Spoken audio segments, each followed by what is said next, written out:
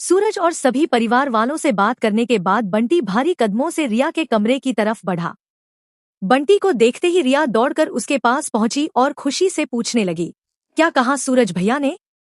उन्होंने मान लिया ना कि तुम काव्या से नहीं बल्कि मुझसे प्यार करते हो और हमारी शादी के लिए तैयार हो गए ना? रिया की आंखों में उम्मीद की चमक थी, लेकिन बंटी ने अपनी नजरें झुका ली और कांपते हुए कहा, रिया, मैं सूरज भैया को कुछ नहीं बता पाया। बंटी की बात सुनकर रिया के होश उड़ गए। वह गुस्से में बोली, क्या मतलब तुम नहीं बता पाए? तुम तो मेरी कसम खाकर गए थे कि सूरज भैया को सब सच बता दोगे।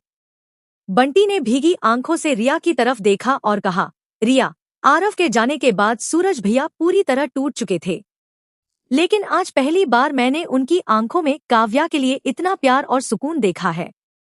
उन्होंने मुझे गले लगाकर कहा कि मैंने उनकी बहन की जिंदगी में खुशियां वापस ला दी हैं। अगर उसी वक्त मैं उन्हें सच बता देता तो उनका विश्वास और काव्या की नई उम्मीद दोनों हमेशा के लिए टूट जाते। मैं उनका गुनहगार नहीं बन सकता, रिया।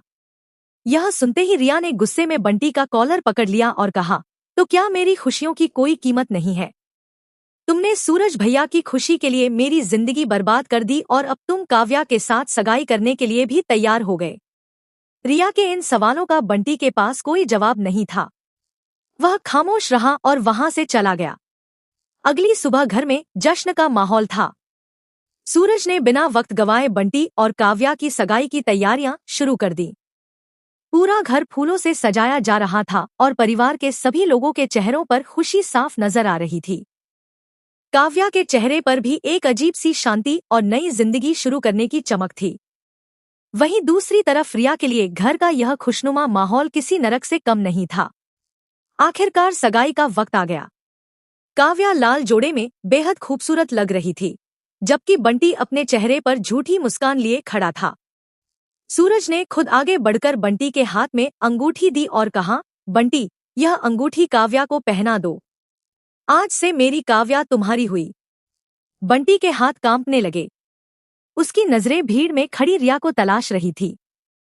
रिया चुपचाप एक कोने में खड़ी होकर सब कुछ देख रही थी, लेकिन आज उसकी आंखों में आंसू नहीं थे।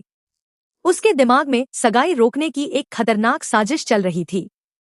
जैसे ही बंटी ने काव्या को अंगूठी पहनाने के लिए अपना हाथ आगे बढ़ाया, अचानक रिया बीच में आ गई और उसने बंटी का हाथ पकड़ लिया। रिया की इस हरकत को देखकर ताई माँ, सूरज और परिवार के सभी लोगों के होश उड़ गए। लेकिन सवाल यह है कि रिया ने आखिर सगाई रोकने के लिए इतना बड़ा कदम क्यों उठाया? क्या वह सबके सामने बंटी और अपने रिश्ते का सच बताएगी, या फिर रिया का यह कदम काव्या की जिंदगी में एक नया तूफान लेकर आएगा? लेकिन असली धमाका अभी बाकी है। अगर आप जानना चाहते हैं कि रिया सगाई रोककर बंटी के बारे में कौन सा बड़ा सच सबके सामने लाएगी, तो वीडियो को अभी लाइक करें, चैनल को सब्सक्राइब करें और कमेंट में बताएं, क्या रिया को बंटी की सगाई रोकनी चाहिए थी या नहीं।